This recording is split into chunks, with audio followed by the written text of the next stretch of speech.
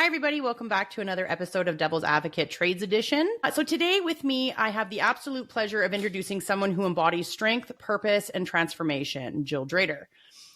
Based in Calgary, Alberta, Jill is not only a trailblazer in the trades and construction world, but is also a passionate advocate for personal development, leadership, and mental wellness. She brings a rare mix of grit and grace to everything she does, whether it is mentoring women in non-traditional career, building business with impact, or challenging outdated norms in the workplace. With a background that stretches from tools to the boardroom, Jill has earned the respect across multiple industries, not just for what she knows, but how she leads. She's known for speaking truth that needs to be heard, standing firm in her values, and helping others rise alongside her. Jill's energy is the kind that ignites change. Her voice cuts through the noise with clarity, and presence leaves a lasting impression. If you haven't had the chance to meet her yet, you're in for a treat today. Hi, Jill. Thank you so much. You're so welcome. So, a lot of my listeners know that I will give kind of like little brief intros to a lot of my guests, but I felt like you needed that intro because you are a trailblazer and you are something very special in our space. So thank you very much for being on the podcast with me today. Thanks. And we never see ourselves or say it in that way. And so it's nice to hear too. Thanks. Absolutely. Absolutely. And I think that more women that are in these spaces that really create impact need to hear that that what their missions are actually being heard and people are sitting down and listening to them. So thank you for being amazing. And you've been a really big stepping stone in my journey as well. So it was so easy for me to recite that for you, to create it and say it for you, because for those of you who have worked with Jill, you know what I'm talking about. She's just someone who, puts that mirror in front of you and says, okay, if we're going to grow, let's grow. So thank you. I actually just wrote down a few things people said to me this week in messages. And they said, when they think about me and they'd want to reach out and ask me in a follow-up coaching call, or they're in some kind of crisis, I constantly hear, I think, what would Jill do? Or I think I need to come see you ASAP. Or I hear you in my head and then I see you just with your eyes looking at me and I know I can't make the decision I was going to make. Or whenever I do what I'm not supposed to do, I just hear you say to me something in the tone that I have. And so I wrote those down because that is what I do. I help people see things differently. I'm not always the most popular when I come onto a team, or I'm not always desired by everybody on the team because I bring change. And most of the time people are very uncomfortable with change. So when people individuals like you come to see me, it's because you have a knowing. And that's why my book's called Knowings. You have a knowing that something's got to change. And deep down, you know what it is. But we'd like to try 19 different ways to wash it over and be like, well, what if I just do it like this? Or this time I'm going to try it and do it this way. And really, it's no, stop it. Look at the lie you're telling yourself. Really tune into what you actually want from this. What problem are we trying to solve? Are we storytelling for all this time? People love to tell me stories and tell me why they think they got to this place. And it's we don't need to do that. What do you need right now? What needs to change right now? What is the problem right now? Well, I love that you said that. And I'll tell you why. Because first of all the things that people have written to you, I think I've said to you a few times. I think during my journey with that, I was oh yeah, I'm what would Jill do? I got to call Jill. Or, I can see you and be no, we're not doing that. And so I found that I could resonate with what other people have said because I feel the same way. But then the other side of it is that when you'd say to me, and I remember you said this to me, you were yeah, because you're very forward. You're a very forward woman. You're not let's just let's throw a bunch of fluff at this. You're straightforward, and that's what I love about you. And I remember when you were yeah, you got to stop telling yourself those lies. And I was what? You're making excuses for the lie. Stop. And I was oh. Yeah, the feedback I get with that is you're really intimidating, or I don't even want to ask you because I already know you're going to tell me what I don't want to hear. That's often how people approach me. Well, and and that's the thing, is that people do get intimidated, with people who are bringing just authentic honesty, and I look at this in a realistic place. How can I help people transform and change quickly? I come out of the recovery addiction space with my own life story. I have had to face adversity and challenge and things people call triggers, which I hate that word because I think they're just lived experiences that we decide how to emotionally cope with, or how to keep putting a soother in our mouth of whatever that is. And it could be food, it could be alcohol, it could be gambling, it could be watching too much porn, it could be workaholism, it could be distracting from work. It shows up in all kinds of different ways. And when I work with people, it's like, how fast are you ready to do this? Because it's all within ourselves. And in the addiction recovery space, we have to be willing to want to make a change and stop it. And we have to want to. Like, there has to be enough of a reason or a consequence, or we're so broken down, that rock bottom idea. And it's, it's all too relevant in people's careers, career change, building business, and on teams as well, because we get addicted to this idea that we should or we're supposed to stay in the same place when what we need is change. Yep. And I think you and I both know, because we are both change, deliverers of in different areas of the space. And I know that for me, I always tell people change is hard because you have to admit that there's a problem and that change needs to happen. That's the first step, is understanding that change has to come in because there's an issue. A lot of people don't want to admit their issues. And then, I think also with, like you said, people will find pacifiers, right? To excuse the behavior, to excuse whatever's going on. And I think we're all guilty of it in some way.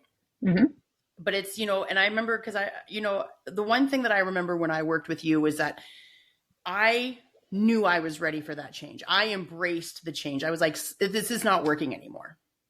Everything inside me is pointing me to you, which means I need to hear some straight truth. I need to face that and deal with it. And you had some really great techniques and exercises that I still keep. I still have our little folder that I did. Nice. And I refer to it from time to time. I'll go through it and be like, and it's got your name on it. It's got Owl Seek on it. And I go through it and I look at the different things, and I look at like the armor and how you made me go through those different, those different exercises. And I'm just like, I've always been the person that was like, oh, what you see is what you get. And you were like, but are you? And I was like, yeah. And you're like, And I had to stand back and be like, no, she's right. I do put on armor, and it shows up in so many different ways. And I didn't realize it until I had to sit down and, why is this not working for me? Well, this is why. Because the one thing I in my space, and I'm sure you've heard it, because our spaces do collide. Because you did, what was it? It was Stilettos and Steel Toe Stiletto is my company. Steel Toe Stilettos. Yeah. That's it. So you've been in the trade space for quite some time. And so that's where, like, when I hate, the one thing I hate hearing is you're aggressive and you're intimidating. And I'm like, I'm neither. In my opinion, I'm neither. I don't hear that as much anymore. Since I worked with you, I don't hear that as much. But it's not what we're saying, it's how we say it. Yeah. And some of us have gotten hardened. So we got hardened through personal relationships. We got hardened through being resentful in motherhood. We got hardened through having to put this armor on and defend ourselves in life. We got hardened through working in environments where the people speak a certain way, and then we change and transform and adopt that tone, and it can come across as hardened.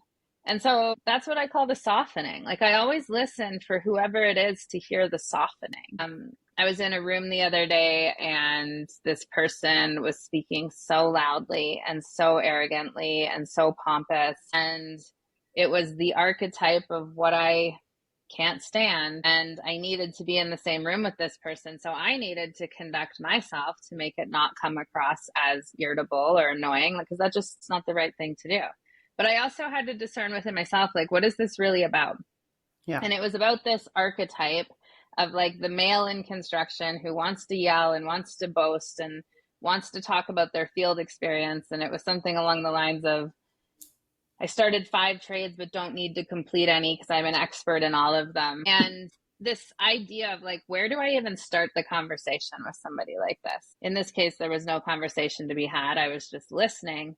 But when I do encounter an energy like that, and I do encounter a leader like that, or I do encounter a manager that a business has like that, the softening has to come into that, because something has us tell the story in a way that's loud and yelling because we feel unheard, and is prominent because we feel unseen. And in all of that is just, how do we get back to being able to have a dialogue? And nobody has to win. Nobody has to lose. We're getting more information about each other. But that's a really important piece of like creating and crafting an environment to even have that. I allow a certain few people to come to my spaces, but I'm careful about the energy that comes into my spaces also. Like if it's a home space or an office space. And sometimes I know that I need to go to that environment because I'm unwilling to have it around me or leave the residue of it around me. Yeah. No, I like that you said that, because I think we all have an archetype that we struggle with.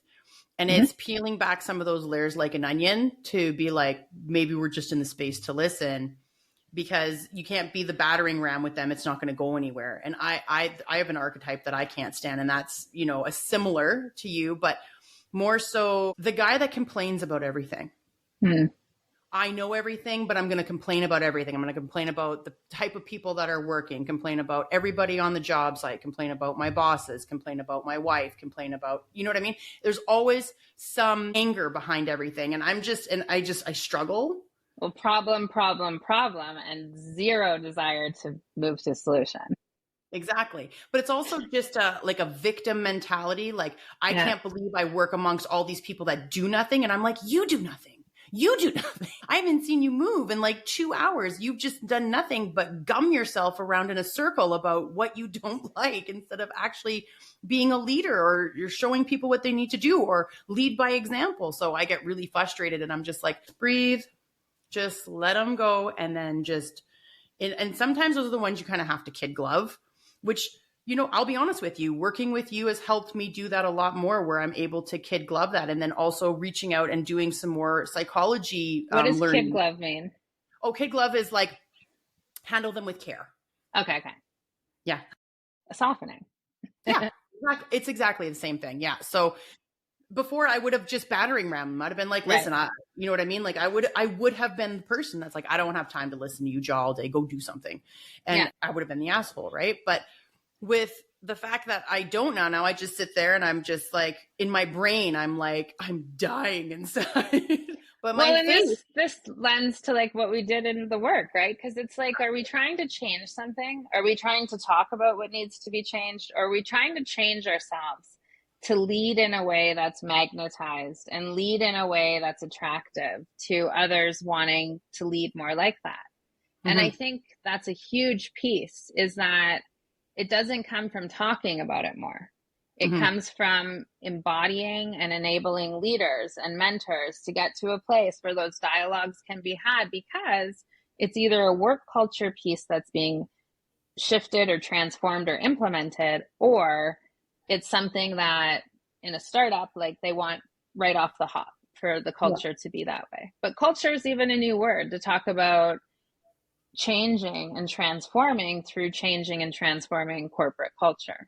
Yeah, absolutely. No, I 100% agree with that. I always find the struggle inside of the trade culture is, even though it's changing, and like you said, it's a newer term for the trade industry, I do find that there's still so much that needs to change, and a softening that needs to happen inside of those spaces for both men and women.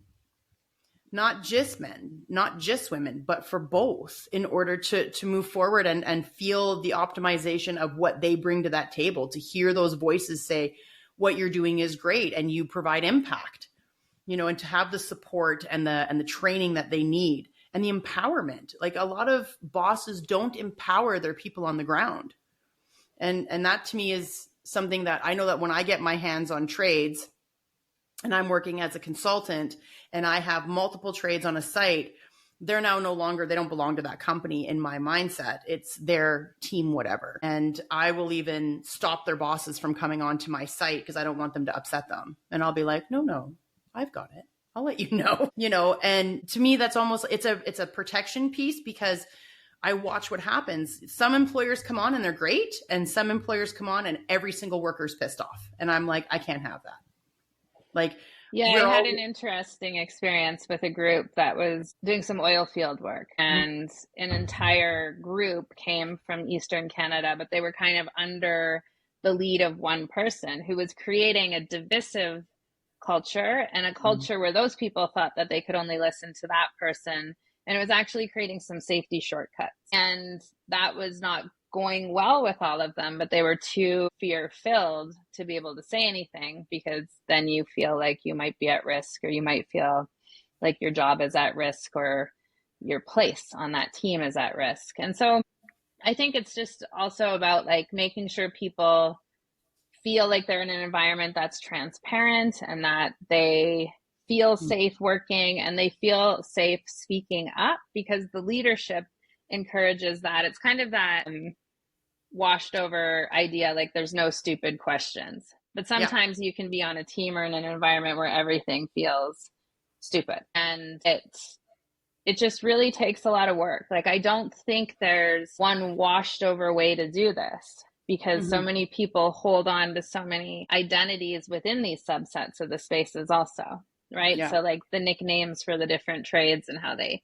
hold on to them. But when I do women's conferences, it's interesting, because it's about being seen, being valued for the work, choosing to be in the environment you're in, not just settling, and knowing what it's all for. And, you know, there's always going to be personalities. There's this person who's putting on a conference right now. And while I was at the women's conference with all these tradespeople, I got a message that was very obvious. Like, oh, do you know much about trades and know a bunch of women tradespeople? And clearly my stories showed that I was a keynote speaker at this event. And I then asked, are you looking for speakers, or in this, you know, implied place would be, if you want me to market for you, and you want my market, and you want my voice to market and sell your tickets, what's the compensation? And it was never offered, and just implied. And this lineup is of like 10 male speakers. And I messaged back and was like, well, I hope your speakers can get some tickets sold for you. And the message back to me was then something around, well, we just need to fill the seats now that we have the speakers. And I sat back and I was like, interesting, because you want to lead with this culture that you're creating this educational conference space. And then you also want to manipulate and use my market to fill your seats with zero compensation or incentive offered to me, who's actually a professional in the space, who's actually got connections and experience. And clearly I'm speaking somewhere else right now. And so I don't even think they realized like how typically egoic and how typically self-serving this culture was this person's creating. And I would never recommend it, and will do everything to like push all of the ads and promotion away, actually, because it's exactly what I don't want more of. So it's not worth arguing, but it's one of those like, are you kidding me? Like, are you kidding me that you're going to present that way? Your image, your brand, now what I think of you is all clear. Muddied. It's muddied. Well, it's dirty as it is. It's just gross. So funny. I had something similar, Jill. Yeah? I had something similar. Yeah, I had someone reach out to me directly on my cell saying that there's a conference coming to Calgary for construction, and they wanted me to do the same thing. And it was similar. It's the same vibe. Like, I need you to help me put people in the seats, and I will give you a ticket. And I'm like, you want access to my network? I'm like, I have a large network. Just like you, Jill. Yours is even larger. You go do keynotes. I'm not doing keynotes right now. I'm like, I'm happy in my little cocoon of podcasting, you know, but still, it's still a network. And my network is more hyper-focused in condo. And you want me to go and, go out to all the trades that I work with directly and different suppliers and market you for a ticket? No, sorry. You got one ticket. Yeah. I mean, you were like, let's share what's appropriate. You'd offer a couple tickets so you could bring someone, and then you could cross promote and cross market, and maybe some incentives, and pay for some digital ads and like to reach, but do it authentically. When it's not authentic, it's not. So then it won't be. No, but it was like, I went and read the message. It's probably the same person. You're probably not wrong. We'll talk about it after the fact. But yeah, it's not to blast at all. Yeah, but but it's just to notice. I just found it very interesting because I was just like, and I noticed that the majority of speakers are male, and I was like, and then their website that I struggled with, and I remember talking, I actually talked to my producer about it. I sent it to him, and I said to him, I was like, this is very gimmicky. And my producer, being the guy that he is, he's like a multimedia whiz. So he went and like looked up like all the things like on how their website was performing, what they've got, the hits, and he's like, this is very low. And I just started giggling, and I was like, oh, and he's like, yeah, he's like, they need to bulk this up if they want some residual coming back here. And it kind of made me giggle, because I mean, I never asked him to do those things, but he likes jump down little rabbit holes, and he's like, let's just see how wonderful this is, because follow the money, and it's part of the whole story. Like that's what I never negate. So why would I work for anybody for free to carry a message or to promote a movement when it's so misaligned? Yeah. No, yeah. I agree with that. And I mean, there's a lot of, people like us do a lot of volunteer work in our own ways or with different associations that we can get behind. But, I think I learned a really valuable lesson just recently, which was basically don't give any of your time away, because you already do it in these associations that bring so much knowledge and put it out there to the people that you're working with. So don't sell yourself short, because that's what it is. And right? I would argue that that's nowhere you're giving it. Like, choose where your charity, your pro bono, your volunteer is, stand in it, be able to speak to how it's aligned with your values, but choose it, and choose it very intentionally. Yeah. But and that's it. Right. So I had to stand in that space and go, what am I willing? And, it was really interesting because one of my professional clients was the one who stood beside me and said, stop that. You are very well acknowledged in this space. These are the things you do. We are all grateful for what you do in that volunteer space and in that pro bono space, but nowhere else should you be doing that on your sites when you're there. Because I'd be like, oh yeah, whatever. And then it comes back to bite you, because they're like he's like, givers give and takers take, Lisa. And you know that. And there is no limit between the two. Mm-hmm. Takers will take till they can't no more, and givers will give till they're depleted. And often in the startup business space, it is masked as networking, or network marketing has these ideas that you have to work and earn for it. And I write in knowings about like religions that put forth this idea of like duty, do. And these people that are like, go door knock side by side, and become these googly eyed, pseudo brainwashed puppets that are selling memberships to these institutions, which we call churches and temples, and we have the same kind of thing that happens in business, because it's the only thing people know and they think it works. And you have to make a choice to decide where you want to give your time and energy. So if you're like duty do is for your path to heaven because somebody told you the gates are going to open and that's the way in, which I see people, I was coaching a couple of women a couple of weeks ago, and I was like, I see you at all these networking events. Like, is this costing you more than you're making? How much are you spending on parking and a drink and all of these pieces? And for what? Do you know why you're there? And so they come out of this environment that's these small group networking, and you have to get more people in, and you have to get membership and sign up and names and numbers. And so you see people go just do it to do it and think that it's going to secure them their next seat, which is very network marketing, right? You've got these levels, you've got this hustle, this chase when you get this done. But real authentic business and attracting real authentic clients is different.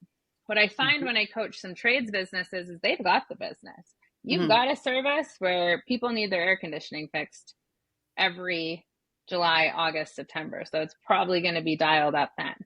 And they're going to call you. You don't have to go find them. Yeah. But when it comes to keeping a workforce nurtured through those seasonal times of change and going from air conditioning to heating as an example, or going from working on outdoor plumbing and irrigation things to indoor, what is it that you have as a culture that keeps people engaged, inspired, and able to tell your brand story in a way that supports it, even though you didn't have to go do the sales and marketing? And in the case of the individual we're talking about, I think that the sales and marketing becomes this new arena, which is the irony of the conference on business. And so this is all about promotion, sales and marketing, and authentically doing it. And what's shown is it's a desperate approach, a very, very, very desperate approach. It didn't even come across as a need for like diversity, just a need to fill seats, which no business should operate from a desperate place. We want to get ahead of that. And in our own personal lives and in our own personal journeys, we don't want to have to be acting from that place either in our roles or in the businesses that we're running. So I think in the work we did together and what I generally try to work with people for when I decide somebody's an absolute no to work with, I say no to a lot of people, because if you want to come to me and enforce your idea, there's programs for that. There's people that will support that. That's not me. We can talk about why it's not working, how it hasn't worked, and what to pivot and change so that it might. That's a different story. Yeah.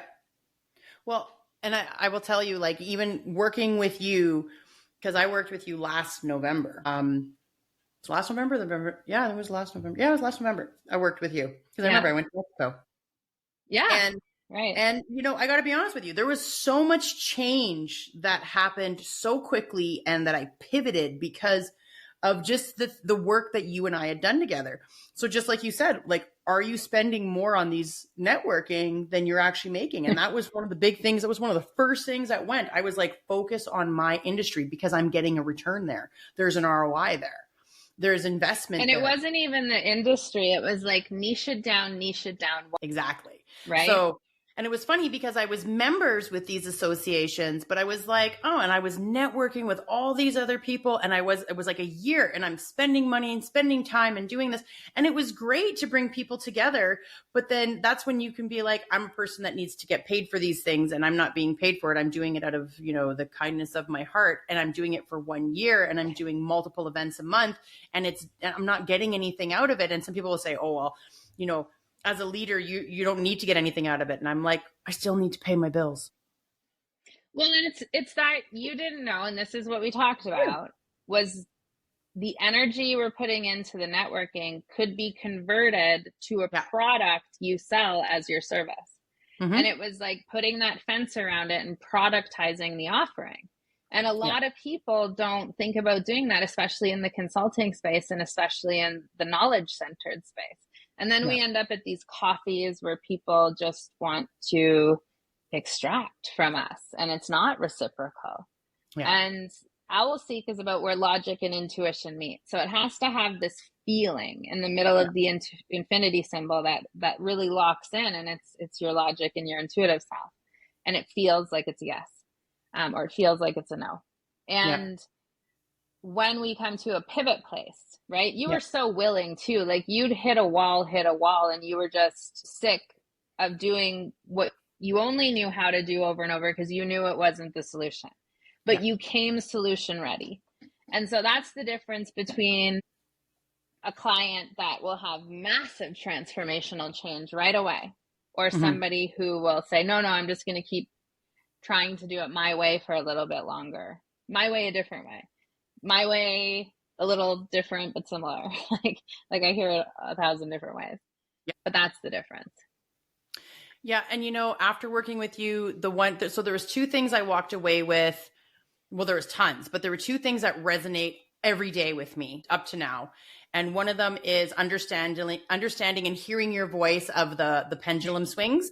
Okay. It's my favorite because that was one that you used with me a lot. The pendulum swings both ways, Lisa. You can't have it lock one way. You just gotta keep going. And I'm like, there's and that with one. You, it was like this, like, I think I remember I was like, you know, those like little eyelet hooks, like you fucking stitched one of those on. Oops, I swore. And like you put one on and then you hooked it and you're like, why is my pendulum not going? And it's like, you made a hook for it even.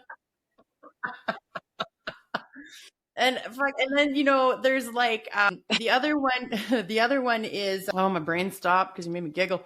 So there's the pendulum swing and then there's the reciprocity. Okay. And that was huge for me. I saw the minute I started implementing those changes and doing the work that you and I had worked together with, which is really kind of when people pay attention and they have a good coach. it's not the coach that's teaching them. It's the coach that's guiding them. They're actually making the changes. They're actually doing the work. You're just making sure that there's two things you're doing. You're making us accountable and you're making sure we stay on track. That's really it. And that's the difference between like an intuitive coach who really leans into the active listening piece and can listen and pivot versus a framework coach, which is like going by a schedule, going by modules, going by a beginning, middle, end, and can't inject any of that. And reciprocity is for me this injection of intuition too, like to see things differently, hear things differently, which is owl seek, is to be open that there's room for that to come in.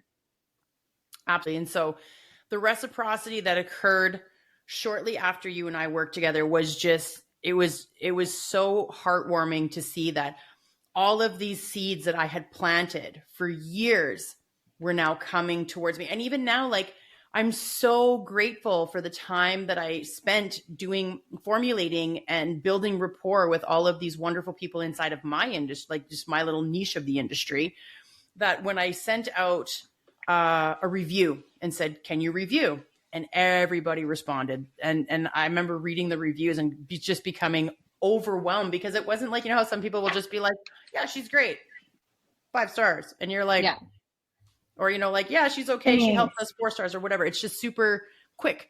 But people took time, yourself included, took time to actually write something about me and the transaction or the interaction that we had.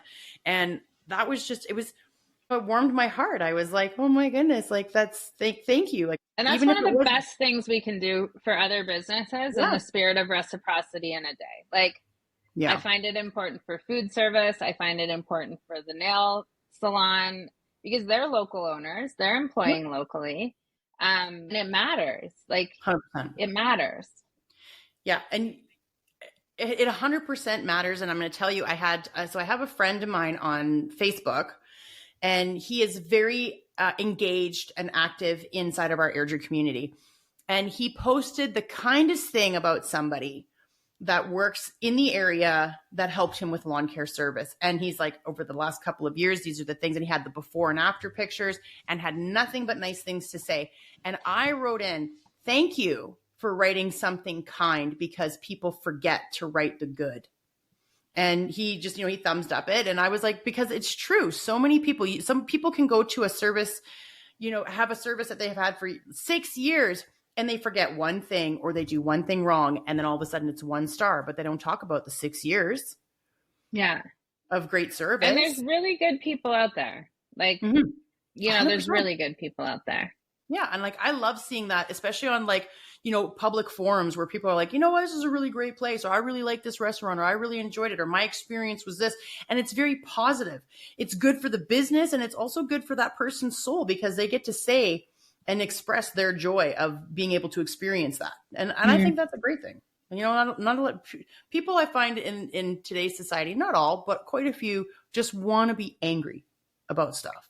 Well, and it's hard, to your point earlier. If we're working on site with somebody, we're working on an assembly line with somebody in a production factory, if we're, in a truck for 8 hours with somebody whose MO is complaining, we can't help but either do the really hard work within to put that armor on and deflect it and deflect it and deflect it. And it's exhausting.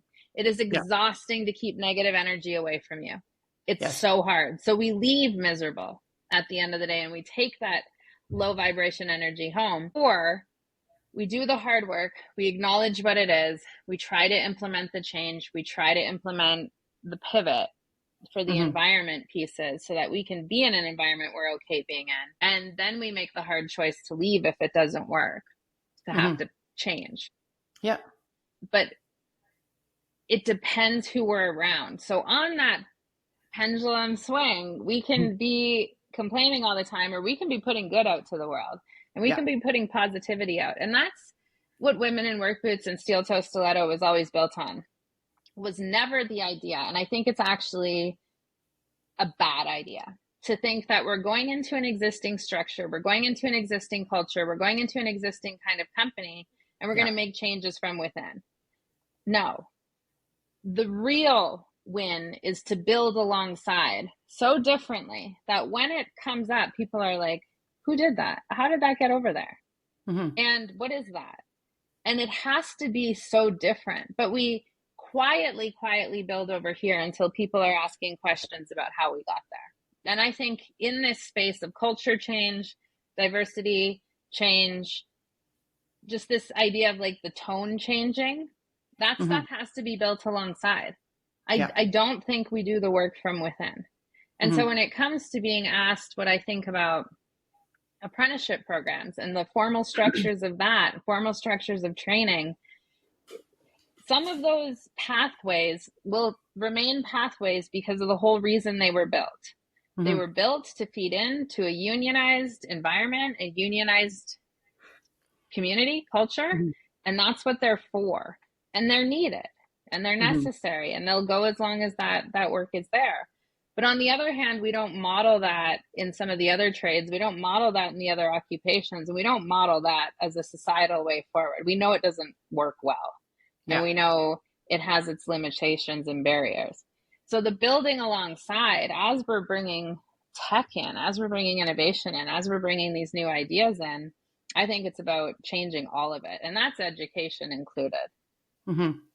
I agree. So I have a couple of questions I want to ask you. So if you can answer them, that would be great. So I went to one of your, because you do a lot of things. You have a book, you have OwlSeek, you do keynotes. There's a lot of things that you do, Jill, inside of our spaces. Like you said, you live in the addiction space as well as the trade space, as well as corporate space. So my question to you is being in the trade space, and I know that I know your story. Not everybody else does, but I know your story. But I'm curious to hear what you have to say in regards to the trades. The suicide rate is so high inside the trades. And when I sit and have conversations, even with my significant other, right? And I talk to him and he's like, I don't trust anybody. I don't trust anybody to talk to. And because I'm always sitting there and I'm like, you should go talk to somebody. It doesn't have to be me. It can be another male. But I feel the feedback that I get from a lot of males is that people will take that information regardless of sex and will utilize it against them. They'll, you know what I mean? They use it as a weapon. They weaponize the information. And that is so heartbreaking to me because when someone tells me something about themselves, the last thing I'd think to do is weaponize it. So in your experience, what is your thought to help some of these men kind of come out of their shell and actually go have the conversations? Yeah, it's a tough one. So we met at SAIT. I worked on writing a course, delivering a workshop there called Mental Health in the Trades. Some of the data from the research of that course, which I drew from the Canadian Mental Health Association and then the BC Construction Association, was that, and then some national statistics. So something like in 2023 or 2024, 4,000 suicides nationwide, and 3,000 of those were men. 3,000 of those were men in the same age bracket and demographic that is generally employed in the construction industry, which sits at about 85 to 90% men. So when we look at the demographics, we can make some connections. And this is not professional data. I was just making inferences there, but it makes sense that if 3/4 of the suicides that happened were men and the construction industry is predominantly men, we need to look at that space and go, this demographic's at risk. And why are they at risk? Because they feel like if something gets too hard, there's a way to end it. And so I don't have a bias or opinion on what suicide is either way. But in this case, I'm calling it like it's an ending. So what could we have done to prevent this ending is a question that I have. And who can they talk to? I think there's some great initiatives out there in and through companies where they're getting their mental health benefits and people can start to make those calls and connect with people, text and call before seeing somebody, which might alleviate the stress of seeing somebody and the feelings that brings. It's kind of scary. This also depends on the narrative that the person was given and grown up with of what that means. Because if we were told it's weak and name calling and only go do this, you're going to believe it. We believe what we're told. And so I like to approach this in a way by sending some resources. I just had a guy who is one of my clients, and I connected him with this group called Sacred Sons, and they do these men's retreats, and they're out of Arizona, but they were just so happened to be doing one on Gabriola Island. That was a week ago, and they're expanding on their Canadian offerings. This is the kind of connection and community, 200, 300 men at a time. They go for these retreats. They do these exercises where they connect, they get it out, they get emotional, they put it on the table. I think the solution for men is with men. I think it's for men with men who have experienced some of the same things. I think it's the same model that we have in recovery, where you want what somebody has and then you stay close to them to stick to an abstinence-based lifestyle and not drink. That's what worked for me. And that's the community I'm in with that. I think that Connor Beaton, who's in Vancouver, who's got Man Talks, and he's married to somebody who's a professional therapist, the lens they bring to the content, phenomenal. But we need to start having it on in the background and be listening to this also. So if you're doing a safety meeting or a tailgate meeting, toolbox meeting, how can we bring in new resources and just plant the seed and share and get it in everybody's group chat? Hey, maybe you want to check this out. And we start to bring new voices to what pain, trauma, and healing looks like from a men's perspective. I think people need it from a people perspective. I think women need it from a women's perspective. So it doesn't change in that. And what I know is that sometimes when I sought out healing for all these issues I had, like part of my story goes with a really traumatic sexual attack. It goes with a really traumatic addiction past that had bridges over into organized crime. It has stuff that's hard to talk about, and it's not always that well received. I thought I needed women therapists. So for years I was going to this woman, and she specializes in this. And I write in my book, I found Arthur, and he's been my therapist for 10 years. And he's everything I needed to actually push through. So to swing the pendulum the other way, maybe you need a really great therapist that you trust and you can trust to see and hear you. Maybe it's not who you expected. So while I say men need men, the therapist who shows up that's for you could be anybody. Yeah. No, I love that you said that, because it's very true, Jill. You know, like when I was going through postpartum with my first child, and my father, like you said, what you learn is your truth based off of what people are teaching you as a child. And my father was incredibly racist to the Aboriginal culture. Now, my dad's Caribbean descent, and I don't know why, but he just had this absolute, bee in his bonnet about the Aboriginals. And I kind of inherited that as a young girl. Now, my mother was always very like, no, you got to love everybody the same. Everybody brings something different. So sure, I made friends with them. I had a few things that happened inside of that space I got really upset about, because it was almost like, oh, my dad was right. But the person who saved me during my postpartum was a male who was an Aboriginal, and he was such a light to me, and he got me through that. And I remember asking him, I was like, because I wasn't 100% sure. And I was like, what's your background? And he was like, I'm Native. And I was like, what happened? And this person is like my savior, getting me through the darkness and holding my hand. And I'm just like, you need, like you said, like sometimes it's the people that you least suspect. And you know what? After that, I went through diversity studies. I learned all about, like the residential schooling. I did all of the research, and I started to have this profound love and, renewal of just understanding for them and for their spirituality. And because of it, it actually put me in a space where I genuinely enjoy being around all different types of people, including especially in the Aboriginal space, their food, their culture, their spirituality. And it was because of him, because he brought me out of the dark when I was in a really dark spot and I was scared, and I'm my brand new little baby. Right. So it's interesting. And the dark, right? Like I've used this phrase a few times in talks lately. Mm-hmm. If we were raised by racists, it's a really big unwinding. Mm-hmm. It's a really big unwinding. And I look forward to all the opportunities to have my prejudice thrown back in my face, because that's how you grow. 100%. And man, have they come to me. Yeah. And I'm open to them. I'm willing to go, okay, what is it I need to understand that I don't understand here? Okay, what is it that I thought that's not actually true here? Yeah. No, I agree. And sometimes, like I'll say to people, and people ask me stuff, and I'm like, all stereotypes exist for a reason, including ones from my culture. I'm like, but not all people fit that stereotype.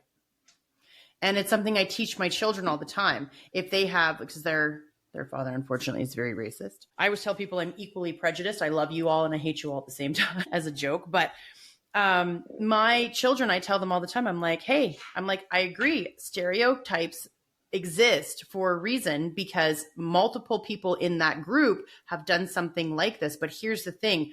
People know what they know until they're shown different. And not every one of them in that race does that. So you can't just you can't just brand them all with the same. Like that's not, how would you feel if people branded you?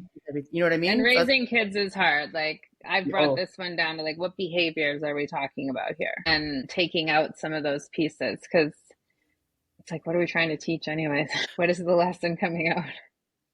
But it's all, it's like you said, though, it's hitting you back in the face. It's eating your prejudice when sometimes they'll repeat something that you've said, repeat something that they've heard, repeat something that they know you watch or that you consume. And as an adult, you may find it funny understanding the irony behind the comment or some of the validity behind the comment. But you're grown enough to know not to peg that to everybody. That you've got a mix and diverse group of people that surround you and you're quite content with who they are and what you bring to them and what they bring to you as an offering of energy. But your kids are still learning that and they're like, oh, mom thinks it's funny and then you kind of get it thrown back at you and you're like, whoa. Like, oh yeah. That's not what this is about. It's not what this is about. We've both got teenagers. Like they'll do that all day long. My son, I have to like call and scream at him all the time. I'm like, what are you doing? So, but yeah. Motherhood. Yeah, motherhood's a great thing. And you've got 2 boys. I mean, you must got your hands full. And I love seeing you go fishing a lot and you go take hikes and you're amazing, Jill. You just do all kinds of cool shit. Not only as a mom, but as a coach. I've seen you take some of your people out on walks and just clear their mind. And I think that's a great thing because more people need to get in touch with the earth in order just to calm themselves, just to remove that negativity. Not everybody's an energy person because they don't take the time to understand it, but everything is made up of energy. And I would say it's just environment. Environment is so key. And I change my environment to change my perspective often. So yesterday, it was a long weekend Monday. The kids went back to their dads. They went to BC for their summer vacation. And on those days, I just take long country drives and I have to be in the environment that I need. I have people around me who know that, it's hard. It's hard when the kids go. It's hard when you're on your own. I'm completely on my own. So those times can be really, really lonely. So coping with isolation, like, I would love to stay home and just isolate, but that's not always the best choice either. And so to go out and change the environment is an intentional practice I have because I would, by nature, just stay home, not answer calls and shut down. And it's not helpful. And so I've had to implement it as a practice. And this comes out, I've been sober 19 years now, but in the end of my addiction, my journey got really lonely and really dark. And I was living a completely double life that was really inappropriate. It was really dark. And you never forget that. And so sometimes just the only safe place feels like you need to do that, but that's not always the truth. And so I teach people that. I get people out, especially when we're dealing with something really heady and it's a corporate client. I'll be like, let's go for a walk. And it's like, what? Somebody actually last week was like, no. Like they're still so far from that being like, why would we leave the office? I hired you to come to the office. Why would we go walk around the block? And I was like, in my head, I'm like, because of your complete resistance to this right now is why.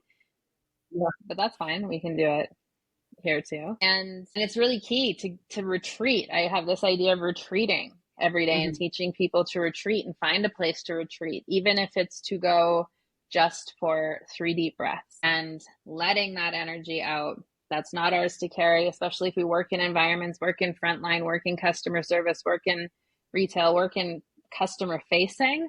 we can have that negative energy, and it's our job to go release it. So environment is huge. And I teach that to my sons also. You know, they come out of hockey culture, their natural athleticism, and there's cultures created within that too. So I challenge them and take them different places.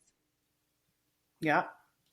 Yeah, no, it's interesting when you have, you know, when you have kids and you're raising them with a co-parent. I say, because not all parents, I parallel parent. There is no such thing as co-parent in my world. And, you know, my son will come home and he'll be like, Dad says I'm the best, and Dad says I can, you know, I'm going to make it. And I'm like, let's just throw a little bit of reality in here. I think you're great. I think as long as you practice and you give it your all, I'm like, you can always strive to be better than what you are today, tomorrow. And I think that's a great thing. I was an athlete. And I said, you know, there's always going to be someone out there that's better than you. It's just how it is. But it's striving to be the best you can be and be proud of it. And I explained that to my son. Right. Yeah. And I said to him, but, you know, I mean, like, I know you want to make it and go be in the NFL or CFL or whatever. I said, and I think that's a great thing. I said, I'm not going to be here to choke up your dream, but have a backup. Always have a backup when you're looking at something like this. And he's like, oh, you don't think I can make it? I said, no. What if you make it and you tear your ACL that year? Football career is toast. I'm like, what if you get a nasty concussion that you can't get out of? And it's right before, you know, you're going in for draft. I'm like, there's so many things that can happen because you are in a full contact sport. And you know this, hockey is a contact sport. I think there's quite a few rules that have changed since then. You know, people aren't trying to take their skate off and stab people now, but there's so many things that can go wrong. You know, it's looking at it and saying, I hope you have an amazing career and you make it as a football, you know, as a football, you know, athlete. But in my brain, I think we're talking about well-balanced individuals, because right, I'm like, you need to have something else education-wise that you can fall back on. Yeah, because you're not going to be a hockey pro your whole life. You're going to want to do something else. And then, but then my son, you know, so smart. He says, well, Mom, you're in your 40s and you're constantly learning, so I can just learn new tricks in my 40s. And I was like, there it is. There's the lesson. I'm like, I guess it's a good lesson. I mean, you're never too old to learn, right? Yeah. Yeah. So. As long as they have the foundation, they'll figure out the details when they need them. Agreed. And you know, it's like a monkey see, monkey do. But yeah, how can people get a hold of you if they want you as a keynote speaker, if they want to get your book? Because I got to get my hands on your book. And also with Owl Seek. And are you still doing steel-toed stilettos? Steel-toed stiletto is my incorporation name, so I operate out of that. Owl Seek is the curriculum that I published in Knowing, so it's a little bit of a nature-based theme that that brings us back to ourselves. So I actually just this week changed my whole publishing structure, where I'm taking it all on myself now. And I would say follow me on LinkedIn, Jill Drader, or Instagram. And on LinkedIn, I post very business centered ideas. And then on Instagram is more everyday living pieces. Yep. And then from there, Owl Seek, you can join my digital community, and I have some resources over there, and we'll be relaunching the book in the next month or so. I do have some copies here. So if you saw it, you were interested in it, I have book signings at Chapters in Indigo coming up. I'm getting it on Amazon.ca. I hadn't been on there before, and doing some workshops actually in August as well. So those will be posted on LinkedIn and Instagram. Perfect. So I don't know when this episode will drop. So when are you doing your book signings? Do you have dates that you know? No, but it'll be in the fall. Okay, perfect. Yeah. Perfect. I know, that's super exciting. I'll come to one of your book signings to get one of your books and be like, hee hee. Yeah. You'll love the book, actually. It's very resonant, because I did it as a memoir, plus with like some client experience stories, and then with the methodology woven through it. I love that. Thank you, Jill. I appreciate you letting everyone know kind of how to get a hold of you, because you bring there's such a presence about you that I think more people should be in your circle, especially if they want change and not and to be told, like, don't lie to yourself. Let's just work through it and be a better you today and tomorrow, the next day. Right. So I think that's great. So thank you so much for coming on Devil's Advocate Trades Edition. Yes. Thank you for having me. Absolutely. So as always, everybody, we'll catch you next week. And don't forget to look into all of the other avenues. I'm on TikTok, Instagram, Facebook, LinkedIn. So we'll catch you guys on the flip side, and don't do anything crazy.